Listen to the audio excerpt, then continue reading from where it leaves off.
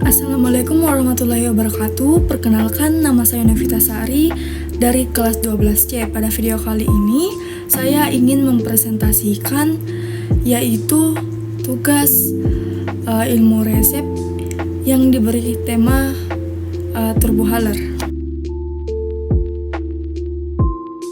Sebelum kita membahas lebih lanjut mengenai turbohaler, saya ingin membahas sedikit tentang DPI. Nah, DPI ini singkatan dari Dry Powder Inhaler. Sesuai dengan namanya, alat ini berisikan zat aktif obatnya dalam bentuk serbuk. Nah, pada saat pasien menghirup nafas pada alat ini, maka zat aktif obatnya akan pecah, lepas dan terdorong masuk ke dalam bronkus. Salah satu contoh dari dry powder inhaler ini yaitu turbohaler. Nah, selanjutnya kita akan membahas tentang turbohaler. Apa sih turbohaler itu? Nah, turbohaler ini salah satu jenis dari dry powder inhaler. Turbohaler bentuknya itu seperti tabung. Nah, obat turbohaler digunakan dengan cara menghisap obat melalui mulut, kemudian diteruskan ke dalam paru-paru. Nah, manfaat dari turbohaler ini sendiri yaitu dapat meredakan gejala penyempitan saluran pernafasan akibat asma atau penyakit paru obstruktif kronis yang biasa disingkat dengan PPOK. Nah, PPOK atau penyakit paru obstruktif kronis merupakan penyakit yang disebabkan oleh penyumbatan pada saluran pernafasan. Nah, efek samping yang mungkin terjadi ketika menggunakan turbohaler yaitu yang pertama ada gatal ringan pada area tenggorokan dan suara serak. Yang kedua ada infeksi kandida pada area mulut atau tenggorokan. Yang ketiga ada palpitasi, yang keempat ada sakit kepala, dan terakhir ada pneumonia pada pasien yang mengalami PPOK. Nah, selanjutnya ada beberapa hal yang harus diperhatikan pada turbohaler. Yang pertama, pahami cara penggunaan turbohaler. Sebelum menggunakan turbohaler, sebaiknya bertanya dulu kepada apoteker untuk cara penggunaan dari turbohaler sendiri. Yang kedua ada cek tanggal kadaluarsa obat. Sebelum menggunakan turbohaler, sebaiknya kita mengecek dulu tanggal kadaluarsa tepat di kemasan turbohaler sendiri. Yang ketiga, jangan gunakan bersama dengan orang lain walaupun penyakitnya sama. Untuk menghindari yang namanya penyakit menular, maka dari itu jangan menggunakan turbohaler bersama dengan orang lain. Yang keempat, jangan menggunakan turbohaler dengan dosis lebih dari yang dianjurkan. Nah, kita menggunakan turbohaler jangan melebihkan dosis yang dianjurkan oleh apoteker untuk menghindari hal-hal yang tidak diinginkan. Selanjutnya ada jangan lupa berkumur setelah menggunakan turbohaler.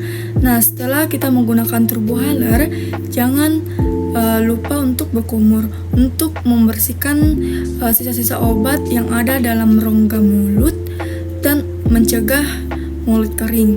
Dan terakhir, simpan turbohaler pada penyimpanan yang telah ditetapkan. Nah, selanjutnya ada komponen turbohaler. Nah, berikut ada beberapa komponen turbohaler. Yang pertama, mouth patch. Nah, mouth patch ini adalah salah satu bagian turbohaler yang paling atas, tepat di atas bagian turbohaler. Nah, mouth patch ini yang akan bersentuhan langsung dengan mulut pada saat turbohaler digunakan. Dia di atas, tepat paling atas turbohaler. Nah, yang kedua ada saluran inhalasi.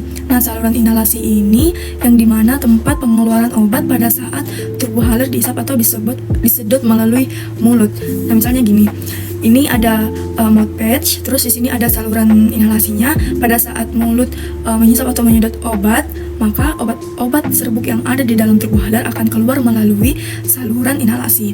Nah, terus selanjutnya ada cakram penutup berputar. Nah, cakram penutup ini yang biasa disebut dengan grip, yang dimana berfungsi untuk menutup atau membuka turbohaler pada saat digunakan.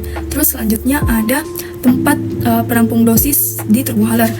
Nah, tempat penampung dosis turbohaler ini untuk menampung dosis pada saat digunakan turbohaler, penampung dosis ini akan menurunkan dosisnya di bagian pengikis dosis pada saat grip diputar. Nah, pengikis dosis tersebut berfungsi untuk melihat jumlah dosis pada kemasan turbohaler sebelum digunakan. Ada indikator dosis. Nah, indikator dosis ini berfungsi untuk melihat berapa banyak sisa dosis yang terdapat pada turbohaler. Nah, di bawah paling bawah turbohaler itu ada grip. Nah, grip ini yang bisa berputar kanan dan kiri yang fungsinya untuk membuka segel pada turbohaler tersebut. Selain berfungsi untuk membuka segel, grip ini berfungsi juga untuk mengatur pada bagian pengikisan dosis. Nah, yang selanjutnya ada cara penggunaan turbohaler. Cara penggunaan turbohaler, sebelum kita menggunakan turbohaler, sebaiknya kita mencuci tangan terlebih dahulu. Kemudian membuka segel pada turbohaler dengan cara memutar grip ke arah kanan secara maksimal, kemudian diputar ke arah kiri sampai berbunyi klik. Nah, setelah itu segel pada turbohaler telah terbuka atau sudah tidak tersegel lagi.